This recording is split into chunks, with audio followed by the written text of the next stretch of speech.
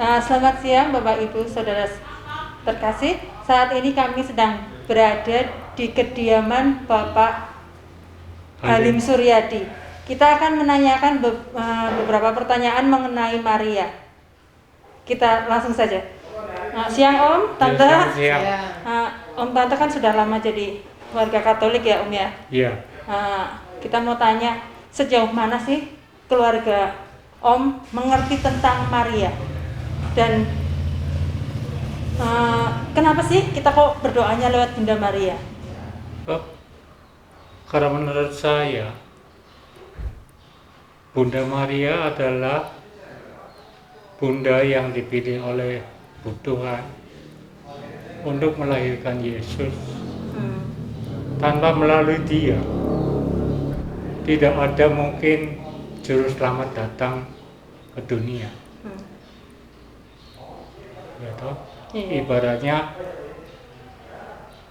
kalau kita mau ke Jakarta, kalau tidak naik mobil atau kereta api, kita tidak mungkin sampai ke sana dengan cepat. Maka dengan perantaraan Bunda Maria, di mana Allah mewujudkan dirinya sebagai manusia, dan manusia baru percaya kalau melihat bahwa Tuhan Allah itu adalah manusia dan Tuhan. Jadi wujud Tuhan itu dinyatakan dalam pribadi Yesus. Maka lahirkanlah Yesus, dan Dia mengajar kita siapa yang membesarkan. Yang membesarkan Santo Yosef dan Maria. Selama dalam perjalanan hidupnya banyak sekali hal-hal yang kurang mengenakan bagi seorang ibu maupun seorang ayah. Tetapi Bunda Maria sudah mendapatkan firman dari Tuhan bahwa engkau akan seperti itu. Hatimu akan dibelah menjadi dua. Hatimu akan tersayat. Dan memang semua itu terjadi di dalam kitab suci.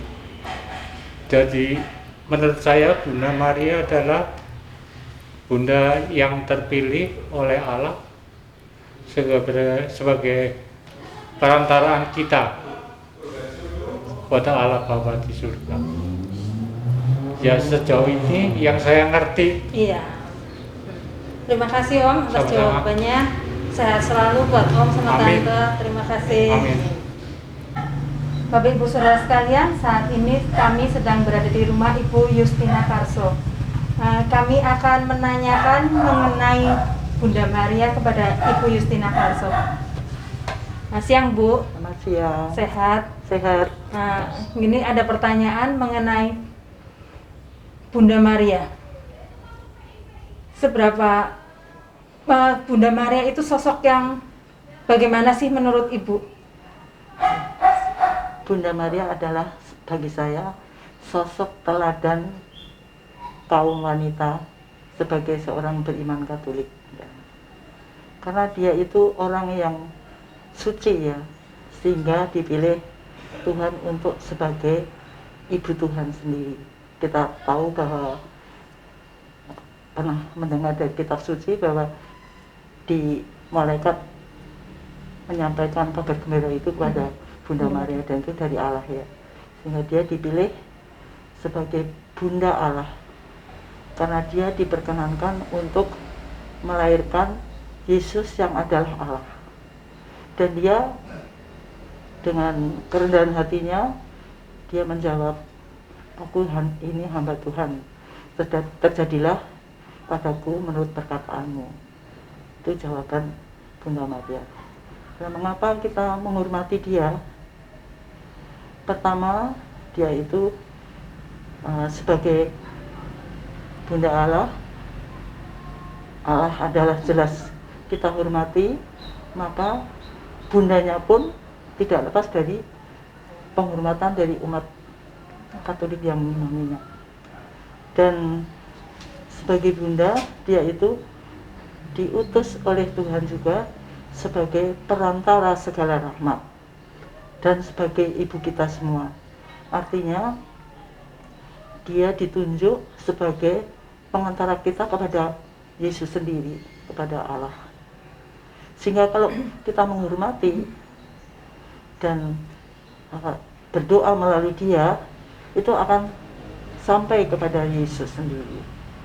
Jadi saya memang sungguh berdevosi dengan Bunda Maria itu memang benar-benar saya imani dan saya hayati, karena sudah banyak juga bukti-bukti yang saya rasakan, saya terima doa-doa yang kami haturkan kepada Yesus melalui Bunda Maria. Jadi sudah sepantasnya kita menghormati Bunda yang dipilih oleh Allah yang suci itu sebagai ibu kita, karena kita pernah mendengar dalam kitab suci juga ketika dia di bawah kaki salib menjelang ajal Yesus itu, Yesus berkata yang kepada Yohanes, ya, rasul yang dikasihnya, ibu inilah anakmu. Kemudian kepada Yohanes, inilah ibumu. Dan itu mewakili umat semua.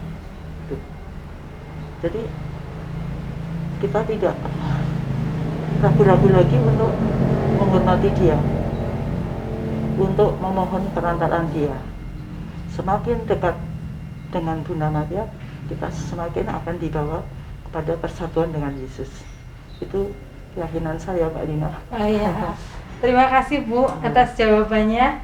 Nanti kita bahas lagi banyak pertanyaan yang akan dilontarkan lagi next time. Terima kasih Bu, tetap sehat. Ya, Selamat terima siang. kasih. Itu mungkin sebagian sebagian kecil dari yang saya imani, ya. Mungkin nanti kalau ada pertanyaan lagi, mungkin yang lain juga bisa menjawab. Kalau pertanyaan jawaban sini salah, nanti kan Romo yang akan mendatang, ya. Iya, nanti Romo menjelaskan lagi. Ya sudah. Ini Seberapa jauh sih kamu mengenal Bunda Maria? Bunda Maria itu siapa sih buat kamu, kayak gitulah? Menurut saya Bunda Maria buat saya itu sama kayak mama. Oh ya. Iya, Bunda Maria itu sama kayak mama buat saya gitu. Lali? Sama. Terus kenapa sih kita sebagai orang Katolik harus menghormati Bunda Maria? Mungkin karena Bunda Maria itu juga bundanya Tuhan Yesus, jadi kita juga harus menghormati, menghargainya, sama kayak kita menghormati sama menghargai ibu kita sendiri gitu. Gitu. Oke, terima kasih atas waktunya. Sehat selalu. Tuhan memberkati. Amin.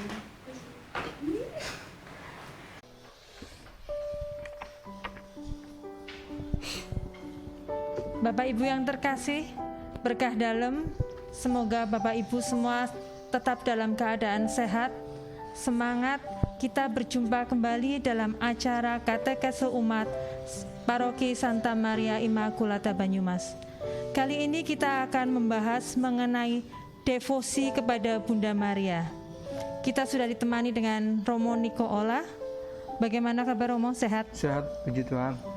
Setelah sekian lama break ya Romo ya, Ya, akhirnya kita bisa bikin bisa ketemu lagi. katekese lagi. Nah, untuk selanjutnya kita langsung serahkan saja langsung kepada Romo. Kita akan membahas mengenai devosi kepada Bunda Maria, Romo. Bapak, Ibu, saudara-saudara sekalian, para pencinta katekese umat, pada akhirnya kita berjumpa kembali di tahun 2021 ini, yang kita mulai dengan berbicara tentang Bunda Maria, yaitu devosi kepada Bunda Maria. Mari kita awali sesi ini dengan membuat tanda kemenangan Kristus. Dalam nama Bapa dan Putra dan Roh Kudus. Amin. Saudara-saudara sekalian, devosi kepada Bunda Maria merupakan salah satu dari sekian banyak tradisi gereja. Artinya sesuatu yang dihidupi oleh gereja untuk menumbuh kembangkan iman umat kepada Allah dalam diri Yesus Kristus. Nah, hari ini kita mencoba melihat bersama-sama salah satu devosi. Ini sangat istimewa, sangat khusus bagi Gereja Katolik dan umatnya, yaitu devosi kepada Bunda Maria. Bisa dikatakan tidak ada hari tanpa Bunda Maria ya. Seperti sekarang ini tidak ada hari tanpa corona, tapi kita tidak ada hari tanpa Bunda Maria. Baik, apa sih devosi itu? Devosi itu dari kata bahasa Latin, devotio, artinya bisa juga kebaktian, bisa ibadat, bisa kesalehan, segala sesuatu berbicara tentang kesalehan, tentang cinta bakti, persembahan bakti yang total. Jadi devosi itu merupakan ungkapan kasih kepada hal-hal yang terhubung atau yang berkaitan dengan Allah. Jadi ini devosi. Secara umum itu kaitannya memang seperti itu. Jadi ungkapan kasih kepada Allah mengenai hal-hal yang terhubung atau yang berkaitan dengan Allah. Nah, ini devosi. Kemudian devosi yang kedua, arti devosi yang kedua secara umum adalah kesediaan. Jadi kita berdevosi itu juga harus menyediakan diri untuk melayani. Melayani siapa? Melayani Allah. Ya, melayani Allah dan melaksanakan semua perintah Allah dengan sigap dan sukacita. Jadi tidak hanya melayani Allah, tetapi juga perintah-perintahnya harus kita jalankan dengan sigap, dengan sukacita pula. Arti devosi yang lain secara umum juga memang ditujukan kepada Allah dan para kudusnya. Jadi ini semakin fokus ke kita ini ya. Jadi devosi itu ditujukan kepada Allah dan para kudusnya. Nah, hanya kita yang punya itu yang namanya para kudus itu, hanya Gereja Katolik. Berarti tadi dua yang lain itu lebih global, lebih umum. Tetapi yang arti yang ketiga ini lebih menukik pada Gereja Katolik. Ditujukan kepada Allah dan para kudusnya yang ada dalam kesatuan dengan Yesus Kristus. Yang ada dalam kesatuan dengan Yesus Kristus. Oleh karena itu devosi selalu dihubungkan dengan penyembahan kepada Allah dan penghormatan kepada orang-orang kudusnya. Maka ada beberapa istilah yang penting yang memaknai devosi. Jadi berkaitan dengan devosi ini ada paling tidak 4 istilah untuk memaknai devosi ini. Maka Romo akan menjelaskan juga 4 istilah ini. Saya kasih lihat ya keempat istilah ini. Mudah-mudahan Anda semua sudah pernah mendengar atau sekurang-kurangnya mungkin sudah pernah tahu ya. Yang pertama latria. Ini berkaitan dengan devosi ini, ada istilah latria, ada dulia, ada hiperdulia, dan ada yang namanya dulia relatif. Nanti kita akan lihat devosi yang latria itu apa, dulia itu apa, hiperdulia itu apa, dulia relatif itu seperti apa. Ini paling tidak 4 istilah yang berkaitan dengan devosi. Ini sekarang kita bicara tentang devosi di dalam Gereja Katolik. Kita tidak bicara tentang devosi yang lain-lain yang dihidupi oleh orang lain, tapi khusus untuk kita, karena katekese ini kan pengajaran Gereja Katolik khusus untuk umat Katolik, tidak sedang menjelaskan atau menjawab pertanyaan orang lain, tapi pencerahan untuk umat kita.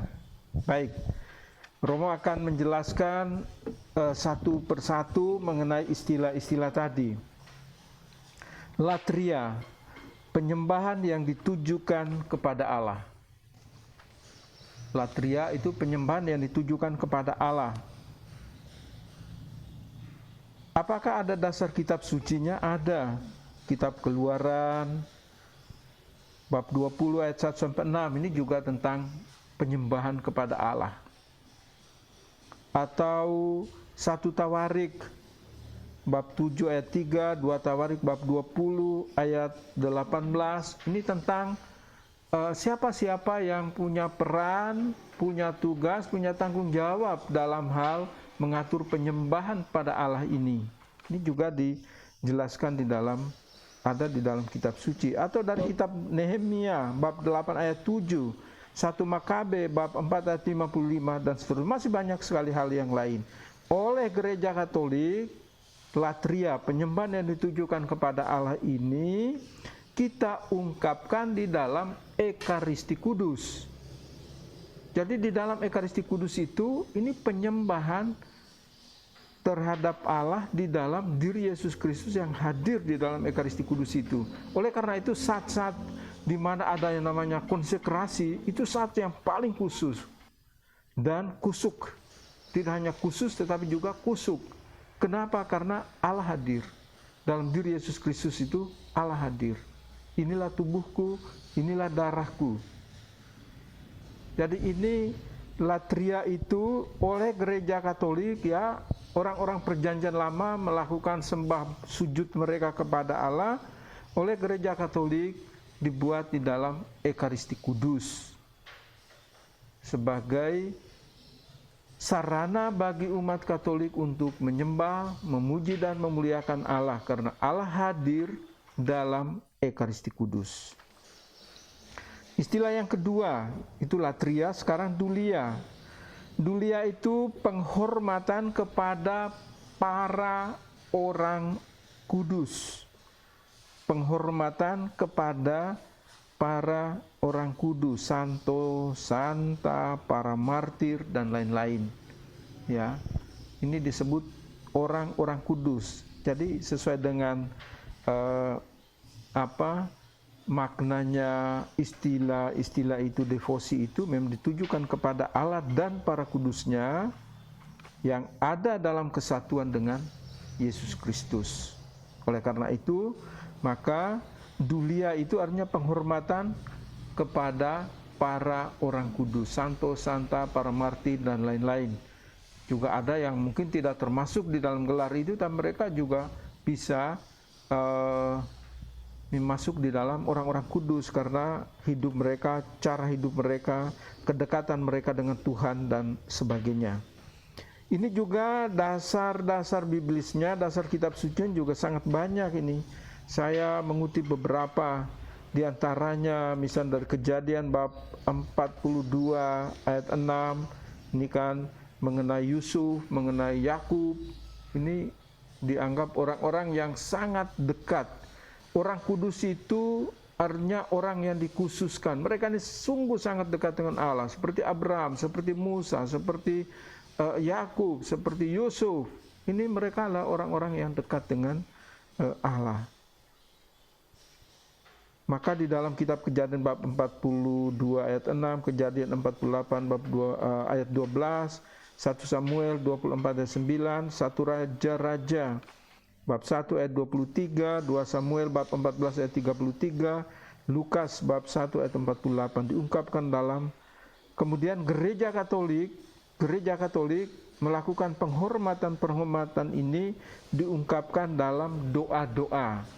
Maka ada doa santo ini, doa santa ini. Ini kan bentuk-bentuk devosi kita kepada santo atau santa ini, orang-orang kudus itu. Atau rosario, atau novena, atau lagu-lagu.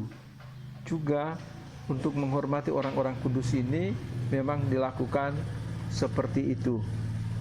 Kemudian istilah yang ketiga adalah hiperdulia. Hiperdulia, penghormatan khusus. Ini penghormatan khusus kepada Bunda Maria. Ya.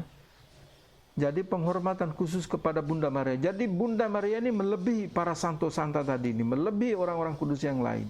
Jadi dia di atasnya, maka disebut hiper. Itu artinya kan di atas. Dia di atas dari dulia. Dulia orang kudus, dia lebih. Hiper itu artinya kan di atas ya. Dia seperti ada supermarket, ada hypermarket dan sebagainya ya. Jadi hyper itu kan di atas. Jadi Bunda Maria ini, devosi ini, penghormatan khusus kepada Bunda Maria melebihi para santo, santa karena perannya sebagai Bunda Allah. Ya, karena perannya sebagai Bunda Allah. Dalam Injil Lukas bab 1 ayat 35 misalnya, kita baca sebentar lah. Jawab malaikat itu kepadanya, Roh Kudus akan turun atasmu dan kuasa Allah yang maha tinggi akan menaungi engkau. Sebab itu anak yang akan kau lahirkan itu akan disebut kudus, anak Allah. Jadi ini penghormatan khusus kepada Bunda Maria. Kenapa? Karena Allah lebih dahulu memilih dan menghormati Maria tentu saja dengan memilihnya sebagai ibu sang juru selamat. Memilih rahim Maria sebagai tempat di mana Allah menjelma menjadi manusia. Jadi kita menghormati Maria juga salah satunya adalah ya memang Allah sudah lebih dahulu itu memilih Maria. Maria ini wanita pilihan. Maka penghormatan gereja terhadap Maria itu bukan tidak ada dasar kitab sucinya, ada. Ya, baik Injil Lukas, tapi juga yang paling penting yang tidak bisa kita lupakan adalah dalam Injil Yohanes, ya, dalam Injil Yohanes yang kita kenal juga, nanti di bawahnya kita juga akan melihat itu. Dalam Injil Yohanes bab 19, ya, Injil Yohanes bab 19 ayat 26 dan 27, saya ambil cuplikannya saja. Ketika Yesus melihat ibunya dan murid yang dikasihinya di sampingnya, berkatalah ia, Yesus, kepada ibunya, Ibu, inilah anakmu. Kemudian katanya kepada muridnya, inilah ibumu. Dan sejak saat itu, murid itu menerima Maria di dalam rumahnya. Jadi sejak saat itu serah terima, ini wasiat salib. Sejak saat itu Yohanes mewakili kita semua sebagai murid-murid Yesus menerima Maria di dalam rumah kita. Inilah salah satu ungkapan devosi, penghormatan kepada Bunda Maria itu karena memang ada wasiat serah terima itu antara Yesus dengan kita muridnya. Dia menyerahkan, menitipkan ibunya, ini loh ibumu. Kepada murid yang dikasih, Yesus berkata kepada ibunya, inilah anakmu. Ya, jadi kita sebagai murid Yesus, kita adalah putra putri Maria. Maka gereja Katolik menerima Maria di dalam rumah karena memang ada pesan, ada wasiat. Jadi kita gereja Katolik bukan menghormati Maria ya asal-asalan gitu loh. Seringkali orang nggak ngerti lalu nuduh kita macam-macam. Nggak apa-apa, orang punya hak untuk itu dan tidak boleh mengendorkan semangat kita untuk menghormati Bunda Maria sebagai Bunda Sang Juru Selamat. Ya, dia itu melahirkan Juru Selamat loh. Ya, Nabi boleh banyak, Rasul boleh banyak, agama boleh banyak, Juru Selamat hanya satu, Yesus Kristus. Lahir dari mana? Dari rahim Maria. Ya kan? Itu. Jadi kita menghormati Maria itu bukan bahwa mengambil peran Maria, peran Yesus lalu serang kepada Maria. Tidak demikian. Kita punya penghormati Yesus yang menitipkan kok. Ya, bukan kita mengada-ada, Yesus yang menitipkan. Ini dia punya ibu ini. Ada apa-apa omong sama ibu lah ya. Kan gitu. Nanti kita akan lihat. Baik. Itu hiperdulia itu artinya penghormatan.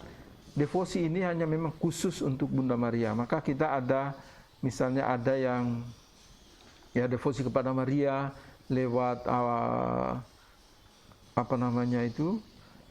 misalnya doa 3 kali salam Maria untuk memohon ini, memohon itu, ya. Bukan mereka itu minta kepada Bunda Maria, tetapi Bunda Maria itu kan yang akan membawanya akan menyampaikan kepada Yesus Kristus putranya. Itu hal-hal yang manusiawi yang munculkan di situ. Yang berikut adalah yang terakhir, istilah yang terakhir itu dulia relatif. Dulia relatif itu penghormatan khusus kepada benda-benda yang melambangkan Allah, benda-benda yang melambangkan Yesus, Bunda Maria, dan para santo santa. Nah, ini patung-patung itu. Dulia relatif. Ya, benda. Ini penghormatan terhadap benda kan. Jadi kita mematungkan Maria, mematungkan Yesus, mematungkan santo santa, ini namanya dulia relatif. Ya. Di rumah-rumah orang Katolik selalu ada, misalnya ada patung keluarga kudus kah, mungkin patung santo ini, santa ini, atau Maria, atau Yosef, atau Yesus. Nah, ini namanya dulia relatif. Ada dasar kitab sucinya? Ada. Bilangan bab 21 ayat 8-9, Yohanes bab 3 ayat 14. Coba saya baca salah satu dari ini supaya ya menguatkan kita lah bahwa apa yang kita punya itu bukan sesuatu yang mengada-ada.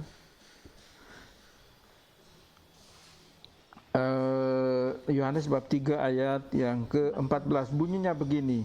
Dan sama seperti Musa meninggikan ular di padang gurun, demikian juga anak manusia harus ditinggikan. Musa juga kan membuat ular tembaga loh. Jangan lupa itu. Melambangkan Allah, melambangkan apa? Melambangkan keselamatan. Ya kan? Jadi tanda-tanda, simbol-simbol, ya benda-benda yang dibuat itu kan menjadi lambang kan keselamatan. Musa meninggikan ular di padang gurun. Itu kan kasusnya ketika bangsa Israel itu mulai keras kepala, mulai berbuat dosa, lalu Allah menghukum mereka dengan membiarkan ular-ular tedung mematuk mereka sehingga banyak yang mati lah. Mereka lalu, aduh Musa bagaimana ini? Musa berdoa. Nah, ini perintah Tuhan Allah loh. Kamu buatlah ular tembaga. Setiap orang yang memandang itu, ular tembaga itu, dia menjadi sembuh. Jadi ini tanda keselamatan. Ular tembaga itu kan simbol tanda keselamatan. Nanti kaitannya dengan itu dikatakan, demikian juga anak manusia harus ditinggikan.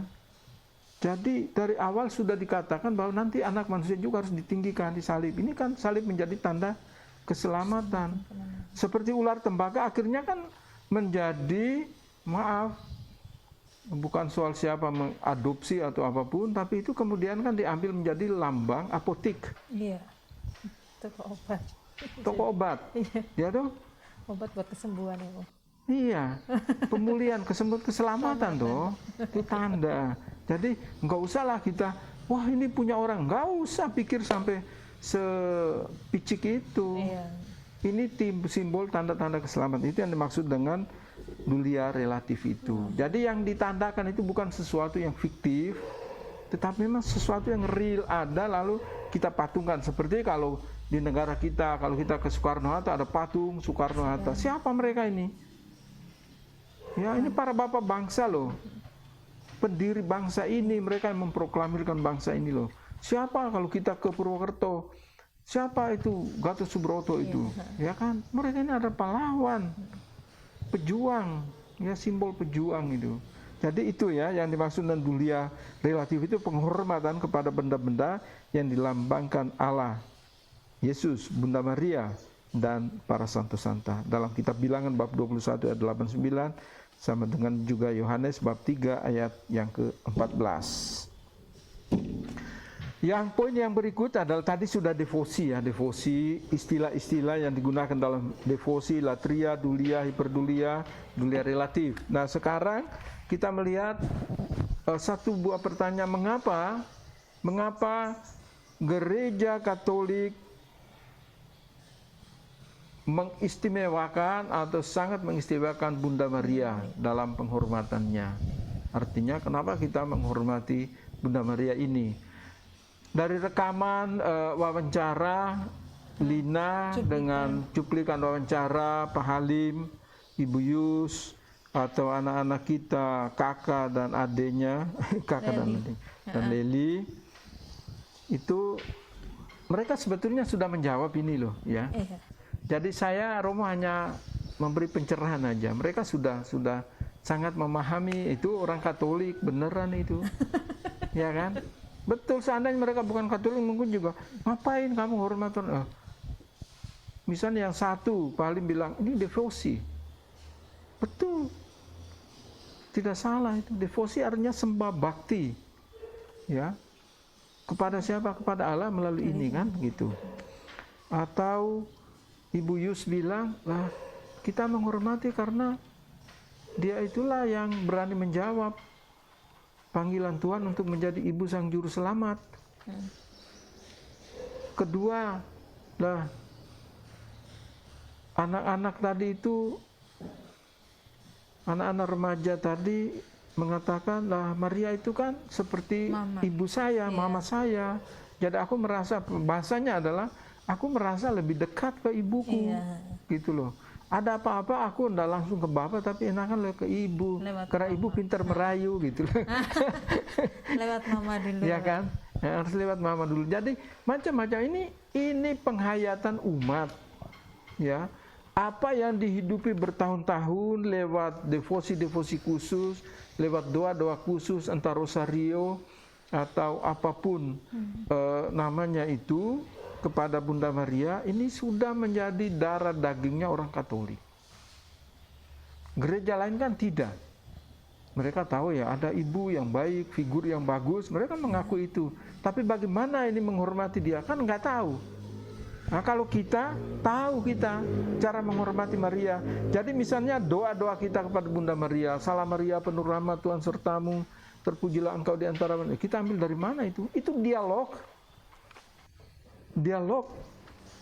Malaikat Gabriel dengan Bunda Maria dalam Injil Lukas bab 1 ayat 26. Kemudian yang sebagiannya lagi itu dialog antara Maria dan Elizabeth. Jadi ada di dalam kitab suci. Jadi kalau orang mencela kita berdoa rosario, dia mencela kitab suci sendiri kan. Tapi ya itu karena ketidaktahuan mereka. Dari mana sih? Seharusnya kan tanya kita loh, kamu itu doanya gimana? Jangan bilang kita menyembah patung atau apapun. Enggak apa-apa, maka Anda juga harus mencela kenapa Allah memerintahkan Musa membuat itu ular tembaga itu. Ya kan? Jangan melihat patung ini, yang dipatungkan itu artinya yang kita kenal. Ya. Jadi ini simbol Yesus, ini simbol Maria, ini simbol para santo santa. Kita kenal, mereka itu ada. Yang dilarang adalah patung yang tidak jelas loh. Misalnya lihat batu di sana mirip ini. Ini siapa ya? Werkudara atau siapa ini kan? Gitu loh.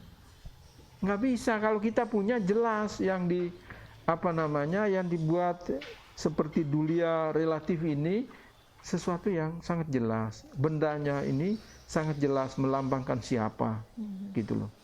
Jadi ini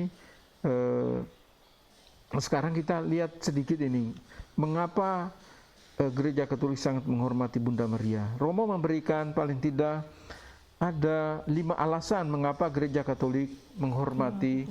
Saya lebih senang menggunakan sangat menghormati Bunda Maria. Ya. Ini kekhasan Gereja Katolik ya, sangat menghormati Bunda Maria. Pertama, kenapa kita menghormati? Karena pertama, Allah sudah lebih dahulu menghormati Maria. Allah lebih dulu menghormati Maria dengan memilihnya menjadi ibu bagi putranya Yesus Kristus. Jadi Allah lebih dahulu memilih Maria, tempat di mana Allah menjelma menjadi manusia. Ya. Dasarnya di mana? Ada.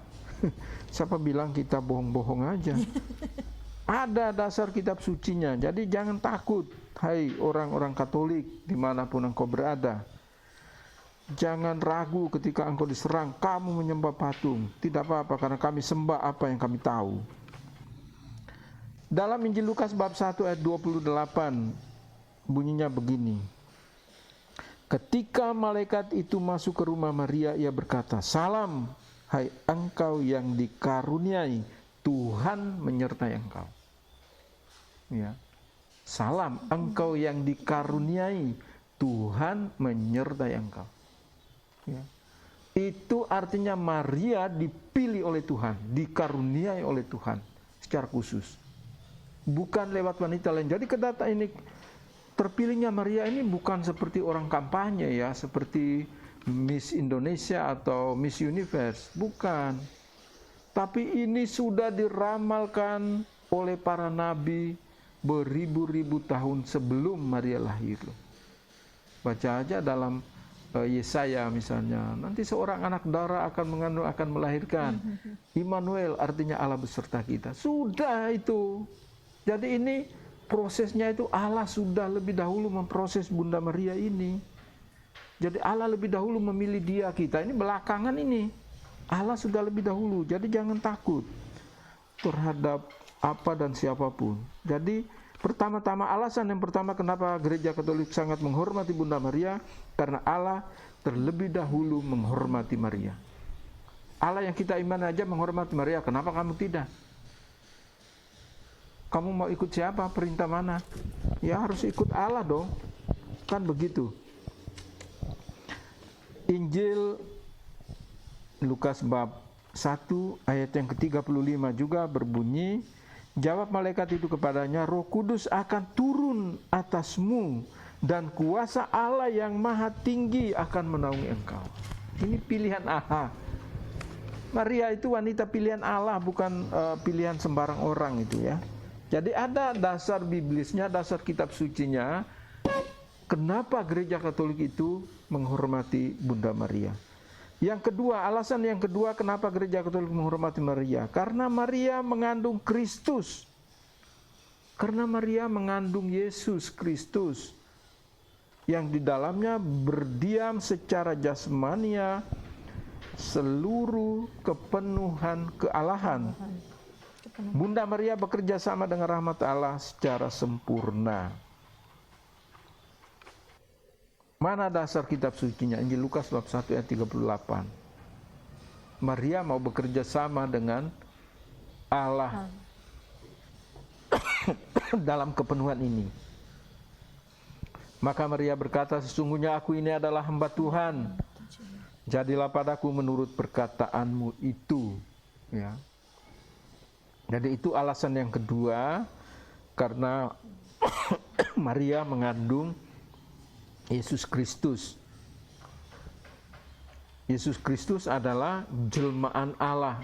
Allah yang menjelma datang dan mendiami rahim Maria supaya bisa menyelamatkan manusia. Ya, seperti Romo katakan tadi, nabi boleh banyak, rasul boleh banyak, agama boleh banyak, juru selamat hanya satu, yaitu Yesus Kristus. Alasan yang ketiga,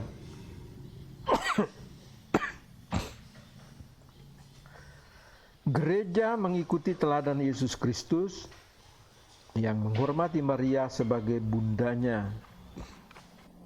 Jadi alasan yang ketiga kenapa Gereja Katolik menghormati Bunda Maria, karena mengikuti teladan Yesus Kristus, ya, yang menghormati Maria sebagai bundanya. Di Lukas bab 2 ayat 51 dan 52. Saya baca sebentar supaya biar kita. Lalu pulanglah bersama-sama mereka ke Nazaret, dan ia tetap hidup dalam asuhan mereka, dan ibunya menyimpan semua perkara itu di dalam hatinya. Dan Yesus makin bertambah besar dan bertambah hikmatnya dan besarnya, dan makin dikasihi oleh Allah dan manusia. Jadi Yesus sendiri menghormati Maria sebagai ibunya. Apapun keadaannya, Yesus tetap taat dan menghormati bundanya. Ini alasan, kalau Yesus saja menghormati bundanya, masakan kita sebagai murid-murid Yesus tidak menghormati Bunda Maria. Alasan yang keempat, mengapa Gereja Katolik menghormati Maria? Karena Gereja Katolik menjalankan wasiat Yesus Kristus dari salib. Menjalankan wasiat Yesus Kristus dari salib. Untuk menerima Maria bundanya sebagai bunda umat beriman. Kita lihat dalam Injil Yohanes tadi ya, tadi Romo sudah mengutip juga, tetapi dari Injil Yohanes bab 19 ayat 26 dan 27. Ketika Yesus melihat ibunya dan murid yang dikasihnya di sampingnya, berkatalah ia kepada ibunya, "Ibu, inilah anakmu." Kemudian katanya kepada muridnya, "Inilah ibumu." Dan sejak saat itu murid itu menerima dia di dalam rumahnya. Jadi setelah ada serah terima itu, lalu penegasan Injil, dan sejak saat serah terima itu, murid itu menerima Maria di dalam rumahnya. Maka konsekuensi logis adalah, kalau kita ini murid Yesus harus menerima Maria di dalam rumah kita, entah di dalam keluarga, di dalam gereja kita. Dan ini gereja Katolik sedang menjalankan wasiat salib ini, ya.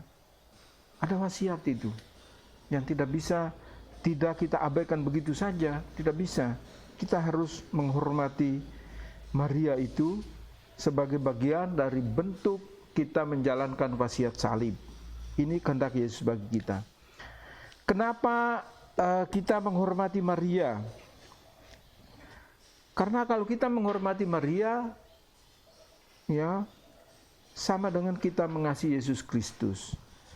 Dasar kitab sucinya adalah 1 Yohanes bab 5 ayat 1. Saya bacakan supaya kita tahu bahwa penghormatan kita terhadap Bunda Maria itu selalu ada dasar biblisnya, dasar kitab sucinya. Saya bacakan surat pertama Rasul Yohanes bab 5 ayat 1. Bunyinya begini: setiap orang yang percaya, ya, setiap orang yang percaya bahwa Yesus adalah Kristus lahir dari Allah. Ya, setiap orang yang percaya bahwa Yesus adalah Kristus lahir dari Allah. Bagian kedua, dan setiap orang yang mengasihi Dia yang melahirkan. Siapa? Maria. Dan barang siapa mengasihi Dia yang melahirkan, Bunda Maria, mengasihi juga Dia yang lahir daripadanya. Jadi kalau kita mengasihi Maria, artinya kita juga mengasihi Yesus yang lahir dari Bunda Maria itu. Maka kalau di dalam doa rosario itu sangat jelas, ya. Kita berdoa melalui Bunda Maria ini, tetapi sebetulnya yang kita renungkan adalah peristiwa-peristiwa hidup Yesus. Peristiwa gembira, mulia, sedih, ya. Kemudian tambah lagi peristiwa terang, tapi semua berbicara tentang Yesus. Jadi kalau kita menghormati Maria, sama dengan kita menghormati Dia yang lahir daripadanya, lahir dari Maria, itu Yesus Kristus sendiri. Ini alasan gereja, 5 alasan. Kita bisa menambah lagi daftar alasan-alasan ini untuk menghormati Bunda Maria. Tapi ya saya pikir saya hanya ambil 5, tapi kalau mau menambah lagi, Bapak Ibu bisa mencari lagi dari kitab suci, buka konkordansi kitab suci, kemudian Anda bisa menemukan banyak sekali alasan-alasan mengapa kita menghormati Maria. Ada dasar kitab sucinya. Ini Bapak Ibu saudara-saudara sekalian yang saya cintai di dalam Tuhan, dalam materi kita sesi tentang devosi kepada Bunda Maria itu ada 2 bagian. Satu tentang devosi, istilah-istilah yang digunakan di dalam devosi, kemudian alasan mengapa gereja Katolik menghormati Maria. Terima kasih. Ini yang bisa saya sampaikan, mudah-mudahan membantu mencerahkan semuanya. Romo, ini ada pertanyaan. Lina mau tanya, kalau kita berdoa kan berarti kan lewat perantaraan Bunda Maria. Tetapi kadang kita juga sering dengar dengan perantaraan Kristus. Itu gimana, Mo? Iya ya. Baik. Kalau kita berdoa kepada Bunda Maria, ya, itu Maria itu sebagai perantara antara kita dengan Yesus. Ya, perantara kita antara kita manusia ini dengan Yesus. bukan langsung ke Allah loh. Kalau Yesus, dia menjadi perantara antara kita dengan Allah. Iya kan? Bisa menangkap ini ya. Jadi Bunda Maria itu, dia itu perantara kita dengan Yesus. Jadi dia membawa kita kepada Yesus. Dasarnya di mana? Sebentar. Nah, Injil Yohanes bab 2 ya, kisahnya ayat 1 sampai 11 tentang perkawinan di Kana itu loh. Ya. Seringkali kita bilang mereka kekurangan anggur, bukan. Salah itu, mereka kehabisan anggur. Ya. Saya baca sampai ayat yang ke-5 lah ya. Nah, seterusnya sih bisa dibaca ya. Pada hari ketiga ada perkawinan di Kana yang di Galilea, dan ibu Yesus ada di situ. Ya. Jadi ada perkawinan di Galilea, Yesus diundang, ibunya juga diundang. Demikian juga murid-muridnya. Yesus dan murid-muridnya diundang juga ke perkawinan itu. Jadi Yesus dan murid-muridnya juga diundang, Bunda Maria juga undang. Jadi mereka semua ada di pesta perkawinan di Kana di Galilea ya. Ketika mereka kekurangan anggur, ibu Yesus berkata kepadanya. Kepada siapa? Kepada Yesus. Mereka kehabisan anggur. Kata Yesus kepadanya, mau apakah engkau daripadaku, ibu? Saatku belum tiba. Nah, ini saya tidak sedang menjawab ini orang-orang teman-teman kita dari gereja Protestan. Lah kamu itu menghormati Maria, buktinya kalau kamu bilang Maria bisa menjadi perantara antara kita dengan Yesus, buktinya Yesus kan tidak mengabulkan ini. Mau apa? Ini mereka ambil ayat juga sepenggal, ya tuh. Kenapa? Karena memanfaatkan orang Katolik yang tidak akrab dengan kitab suci. Iya kan? Wong Yesus itu menjawab, mau apakah engkau daripadaku, ibu? Saatku belum tiba. Yesus itu enggak mengabulkan loh. Nah, mereka lupa baca selanjutnya. Tetapi ya, kata-kata itu ditangkap dengan baik oleh Bunda Maria.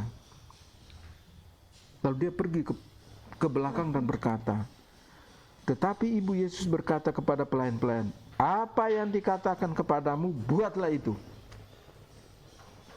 Jadi meskipun Yesus bilang saatku belum tiba, tapi Bunda Maria sangat yakin bahwa pasti dia melakukan. Ya. Setelah itu terjadilah mujizat pertama. Ya, air menjadi anggur. Itu karena Bunda Maria, bukan karena Tuan Pesta loh. Jangan lupa itu.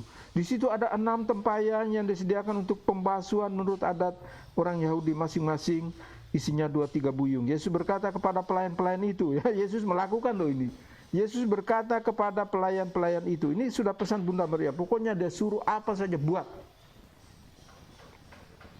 Isilah tempayan-tempayan itu penuh dengan air, dan mereka pun mengisinya sampai penuh.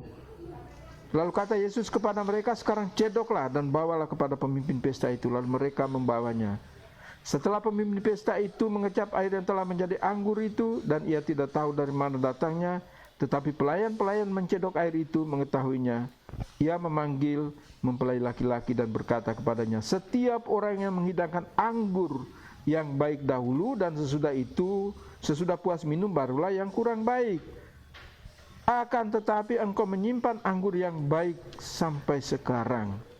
Hal itu dibuat Yesus di Kana yang di Galilea sebagai yang pertama dari tanda-tandanya, dan dengan itu ia telah menyatakan kemuliaannya dan murid-muridnya percaya kepadanya. Ya, jadi Yesus itu yang dibuat oleh Yesus dikatakan anggur yang paling baik. Orang heran, dari mana, kenapa engkau menyimpan anggur ini? Jadi sekali lagi, Maria, Bunda Maria itu sebagai perantara antara kita dengan Yesus. Ya. Yesus menjadi pengantara antara kita dengan Allah. Ya. Maka Yesus berkata dalam Injil Yohanes bab 14 ayat 6, Akulah jalan, kebenaran dan hidup. Tidak ada seorang pun yang datang kepada Bapa kalau tidak melalui aku. Ya kan? Itu sangat jelas itu ya, dua hal yang sangat jelas. Jadi Maria itu perantara kita dengan Yesus. Itu. Supaya kita nggak bingung. Karena doa-doa kita, misalnya dalam doa-doa liturgi kita misalnya, kita bukan menyapa ya Bunda Maria atau yang lain-lain, tetapi kita ya Allah Bapa yang Maha Baik. Lalu akhir doa kita dengan pengantaran Kristus Tuhan kami, kan gitu. Ya toh?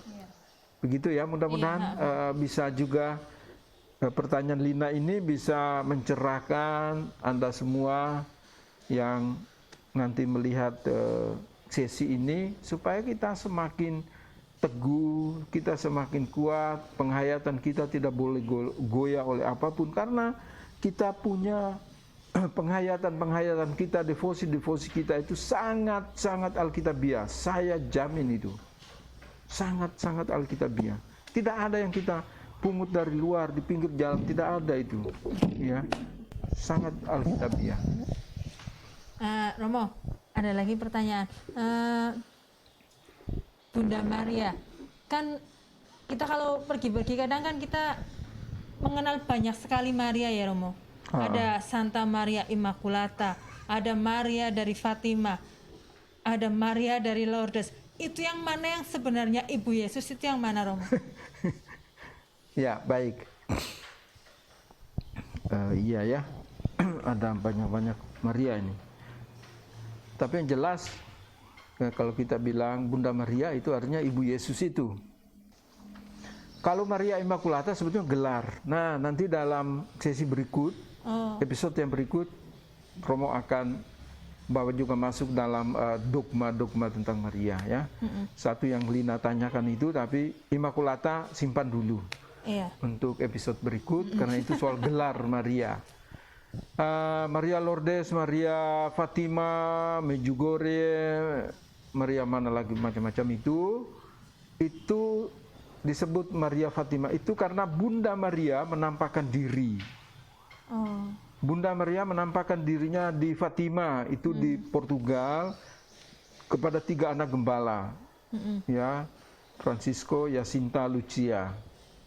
Kemudian di Lourdes itu Maria menampakkan diri di satu kota kecil di Lourdes itu kepada Bernadette, juga seorang anak yang mungkin usia SD lah ya, anak-anak sederhana. Jadi bukan imajinasinya orang, tapi sungguh loh Bunda Maria menampakkan dirinya. Mereka bisa berdialog dengan Bunda Maria ya di tempat-tempat itu. Kalau di Lourdes itu mujizat penyembuhannya luar biasa, karena saya melihat dengan mata saya sendiri, bukan mata kepala, mataku sendiri, bahwa penyembuhannya itu sangat menakjubkan. Bukan orang yang aku sakit pinggang, aku pegel-pegel gini, bukan itu, tetapi orang yang cacat bawaan. Jadi setiap sore, ini saya cerita Lourdes yang saya lihat ya. Setiap sore itu kan ada prosesi lilin itu. Kita berdoa rosario, misalnya dipimpin dalam bahasa Arab, dipimpin dalam bahasa India, Indonesia, tapi semua jawab menurut bahasanya. Santa Maria itu menurut bahasa masing-masing. Orang-orang sakit di kursi-kursi roda itu didorong ikuti prosesi itu. Nanti selesai itu semua orang sakit di situ, di depan gereja itu, lalu pemimpin itu mengundang para imam yang hadir dalam prosesi ini. Para imam silakan maju, menumpangkan tangan Anda di orang-orang sakit. Lalu dia mendoakan. Setelah dari situ mereka ke kolam di samping gua Maria, tempat Bunda Maria menampakkan diri itu ada kolam pemandian. Bukan kolam pemandian, pembasuhan. Kolam pembasuhan, pemandian nanti kolam renang ya. Kolam pembasuhan. Ada satu ruang itu untuk wanita, pasien wanita, satu untuk pasien pria ya. Nah, jadi situ setiap hari tidak kurang dari 4 orang itu sembuh loh. Mereka yang mukanya peot-peot dan sebagainya sembuh. Itu luar biasa loh. Karena memang pesan Bunda Maria sendiri itu kepada Santa Bernadette. Engkau gali tanah di tempat engkau berteduh itu, nanti akan keluar mata air. Ambillah itu, bawa ke ibu yang mau melahirkan di sana, karena dia akan susah melahirkan. Kasih minum itu. Atau kepada bapak yang di sebelah rumahmu yang asma itu, kasih dia minum itu. Mata air itu sampai hari ini masih ada itu. Ya. Tadi itu tadi disebut Maria Lourdes. Maria yang sama menampakkan dirinya kepada anak-anak, bukan orang dewasa. Kalau orang dewasa kita bisa ragu ya kan. Itu pun pengakuan gereja bukan serta-merta langsung, enggak. Ada Proses lama. Santa Bernadette itu sampai orang tuanya dimasukkan di sel polisi supaya suruh anakmu jangan ke situ lagi lah.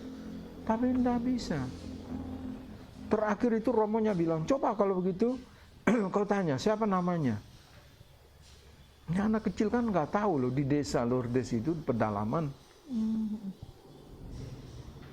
Lalu Santa Bernadette itu tanya, dalam perjumpaannya itu dia tanya siapa namamu. Lalu dia memberitahu, namaku adalah yang dikandung tanpa noda dosa.